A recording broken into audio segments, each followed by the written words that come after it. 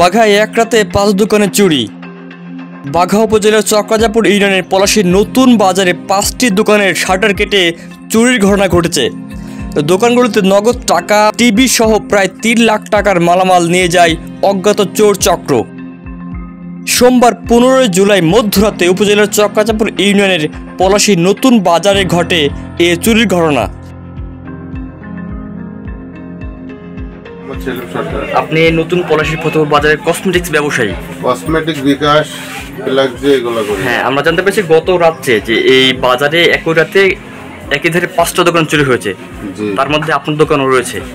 আপনার দোকান থেকে ঠিক কি কি চুরি করেছে? আমি তো এগুলো মেলা কিছু মোবাইল লিছে, তারপরে টাকা লিছে, তেল লিছে, বিভিন্ন জিনিস, ফেস ওয়াশ টেস ওয়াশ, সাবান টাবান। আচ্ছা, মোবাইল, কসমেটিক্স যাবতীয় মালামাল চুরি করেছে। এগুলো তো অতটা নাম মুখস্থ না। আপনার দোকানে কি নগদ ক্যাশ টাকা ছিল? ছিল, কিছু ছিল, বেশি কিছু না, অল্প কিছু টাকা ছিল। সব মিলিয়ে আপনার দোকান থেকে ঠিক কত টাকার মাল চুরি হয়েছে বলে আপনার ধারণা? তাও টাকা মেকা দিয়ে ফোন টোন দিতেও লাখ 3 টাকার বেশি। স্থানীয়রা জানান, গত রাতে বৃষ্টি হয়েছিল।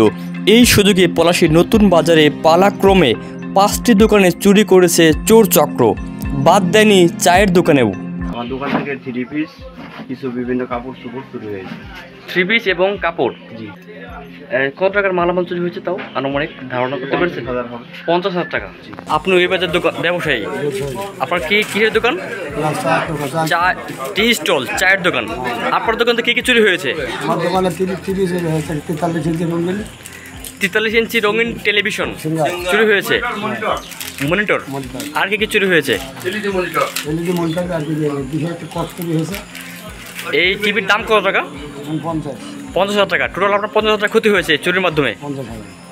স্থানীয় জনপ্রতিনিধি শিশির মেম্বার জানান, তো বাজারে প্রতিদিন প্রায় 10টা সাড়ে 10টা পর্যন্ত থাকি, কিন্তু গতকালে মানে অনাকাঙ্ক্ষিত ভারী বর্ষণ যেটা হচ্ছে আর কি, সেই ভারী বর্ষণের কারণে বাড়িতে খুব দ্রুতই সবাই চলে গেছে। এবং সকালে ফোনের মাধ্যমে জানতে পারলাম যে আমাদের পলাশী নতুন বাজারে 4-5টা দোকানে তালা ভেঙে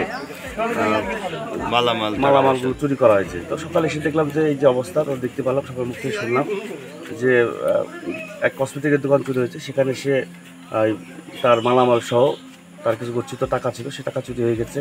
এরপরে একজনের দর্জির দোকান, সেখানেও তার অনেকগুলো ক্ষতিগ্রস্ত হয়েছে। সবচেয়ে আরও ক্ষতিগ্রস্ত হয়েছে পাশের একজন চারটাও সামাদ ভাইয়ের দোকান, সেখানে তার 2টা মনিটর ছিল, সেটাও হারিয়ে গেছে, চুরি করে নিয়ে গেছে। তবে যেই বা যারা এই চোর গোষ্ঠী এই কাজটা করছে, তারা আসলে একবার নিম্নমানের কাজ করছে।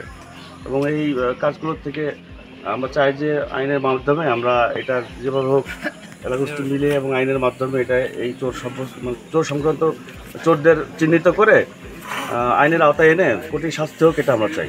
আমরা জানতে পেরেছি যে আপনাদের এই পলাশীপত্র নতুন বাজারে যে নাইট গার্ডের ব্যবস্থা থাকে, সিকিউরিটি সেটা নাই। এই বিষয়টা হলো যে এটা নতুন বাজার, সেভাবে বাজারগুলো সেভাবে দোকানপাটগুলো সেভাবে পরিপূর্ণ হয়নি, যে কারণে আমাদের এখানে বণিক সমিতিও করা হয়নি এবং বাজারের নাইট গার্ডও সিস্টেম চালু করা হয়নি।